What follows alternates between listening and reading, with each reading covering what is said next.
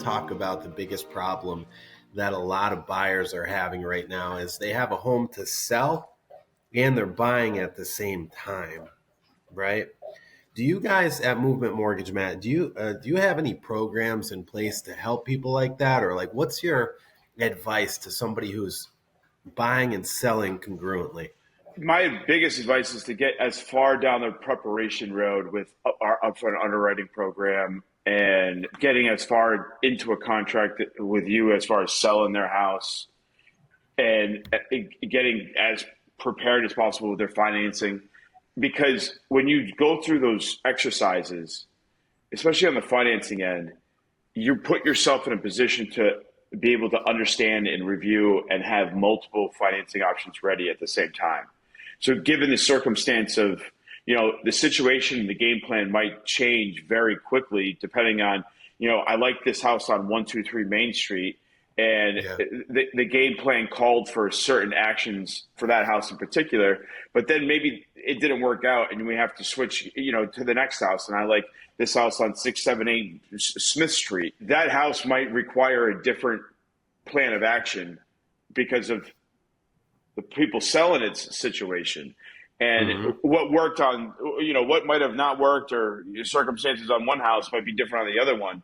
But with the upfront underwriting and the getting prepared for financing and reviewing all your loan options allows you to shift gears and make those decisions. Whereas if you're not if you're not that prepared, you're only capable of pulling off one option because you didn't give yourself enough time to understand how it all works, or you didn't get upfront underwritten and you just get a quick pre-approval letter, or whatever didn't do but you should have done when it comes to getting pre-approved and prepared to do this huge life event. Then that might not, it's a very strong chance that a lot of houses might not work out. So, but I do find that people that venture down this very complicated and complex life-changing event, which is to sell your current home and buy a new home at the same time, the ones that have the biggest struggles are the ones that are least prepared. And the ones that have the most success, are the ones that are over-prepared. I would say the number one thing you need to do is you have to understand your financial situation and what you can lend on. Like, first, and how do you get there? Number one, you got to figure out what your equity position is in your home, right? So you'll call a realtor, okay? You're going to call a trusted realtor. They're going to go in, they're going to look at, hey, this is what a realistic price we could sell your property at. Here's your best case, here's your worst case scenario, here's what you're going to walk away with after all of your expenses.